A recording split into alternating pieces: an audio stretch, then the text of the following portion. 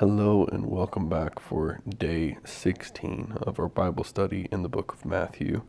And we're starting here in chapter 10. The first half of this chapter is a lot about Christ sending out his 12 apostles to preach the gospel to the, as Christ puts it, the lost sheep of the house of Israel. And that's in like verse 5. He tells them, instructs them, don't go to the Gentiles, don't enter the town of Samaritans, but go rather to the lost sheep of the house of Israel. Proclaim as you go, saying the kingdom of heaven is at hand. Heal the sick, raise the dead, cleanse lepers, cast out demons. You received without paying, give without pay. And I didn't mention it, but earlier in the chapter, I guess it's the first verse, Jesus calls the 12 disciples and gives them authority over unclean spirits to cast them out, over demons to cast them out, to heal every disease and every affliction. It's beautiful to see later in the following, in like the book of Acts, where they utilize said gifts that Christ gave them. But going back down to where it says, you received without paying, give without pay, I started thinking about this. And I thought about two things, but the only one that's coming to my mind is the magician in the book of Acts. And I couldn't remember it earlier, and I couldn't remember the name of him right now, but the magician that's in Acts, and those of you who've read Acts will know what I'm talking about. He, among other things, attempts to purchase the Holy Spirit. He sees the miracles that are being done by the disciples and by the followers of Christ, and he wants to purchase the Holy Spirit so that he can too perform the miracles. Excuse me. I was just thinking about how much of a insult that is to the Holy Spirit, to attempt to purchase it, purchase God's presence with money. But I was also thinking about kind of the polar opposite of that, where one of the stories of David in the Old Testament, where I had been reading, say, the past month, where he was, if I remember right, he was purchasing a plot of land in order to build an altar to sacrifice to God. Or maybe he was purchasing animals to make a sacrifice to God. And the guy knows what he's going to do with the item and offers to give it to him for free. And David is very stern and just says, no, I will not make a sacrifice to God that costs me nothing. But it's like he's attempting to exchange the loss in money for a sacrifice to God, as opposed to the paying of God's Holy Spirit and God's presence with money. Two very different things.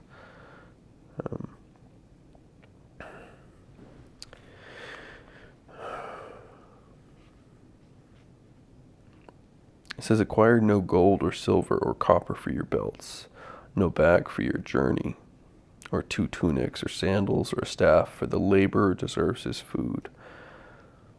Don't go very prepared physically. Don't be very prepared. Whatever town or village you find out who is worthy in it, and stay there until you depart. As you enter the house, greet it. And if the house is worthy, let your peace come upon it. But if it is not worthy, let your peace return to you. And if anyone will not receive you or listen to your words, shake off the dust from your feet when you leave that house or town. Truly I say to you, it will be more bearable on the day of judgment for the land of Sodom and Gomorrah than for that town. Jesus says the people that wouldn't accept the disciples and apostles are literally worse off than Sodom and Gomorrah, which, if you don't know, is two very sinful cities. famously sinful cities. This is one of many verses that lead me towards the conclusion that I've come to of some sins having more weight to them, being more intense than others, having more value placed on them, being worse than others, larger sins, greater sins, holding more value, and other sins holding less. And I guess I should clarify, if you haven't listened to any of my videos before, just quickly, my thought process isn't that,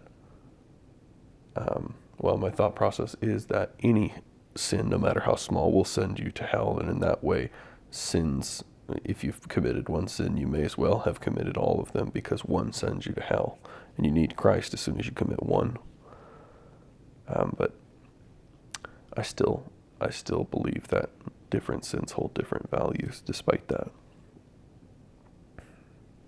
Some of us place a larger burden on Christ's cross than others in that way. But all of us place the burden of our life filled with all the sins that we individually hold. And it's now worth mentioning where Christ says, "They that are forgiven of much, the same love much." And so those of us who hold greater sins and place a greater burden of sins on the cross of Christ, the same love him more. And those of us who are putting less sin burden on the cross of Christ probably love him less, because we have less need of them. We were less desperate, if that makes sense. And I think that's why part of the reason why God can use people who are, and does use people who are so intensely sinful. Like, for example, Paul, who is not just persecuting or putting into prison, but murdering Christians in the early church. And God uses him to be the guy that was once like some of the biggest, most zealous, persecuting murderers of Christians, to be the one that converts an intensely large amount of Christians, and the guy that writes the majority of the New Testament.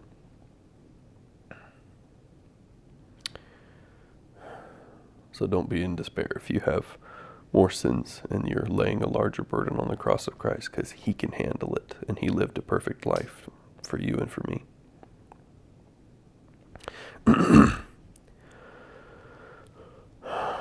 Behold, I am sending you out as sheep in the midst of wolves, so be wise as serpents and innocent as doves. Beware of men, for they will deliver you over to courts and flog you in their synagogues. You will be dragged before governors and kings for my sake, to bear witness before them and the Gentiles. You're about to go through some stuff. There's going to be some intense persecution that you're about to face. When they deliver you over, don't be anxious. All this hardship y'all are about to go through, don't be anxious about it. Don't be anxious how you are to speak or what you are to say, for what you are to say will be given to you in that hour. For it is not you who speak, but the Spirit of your Father speaking through you. Isn't that beautiful? The idea of being used as a conduit for the Spirit of God to speak through. Maybe some of you have had that experience where you felt like the Holy Spirit was upon you and you were speaking what the Holy Spirit was speaking through you. I hope and pray that that's what's happening in these videos. I hope that God's using me as a conduit to speak what's valuable in his eyes to you.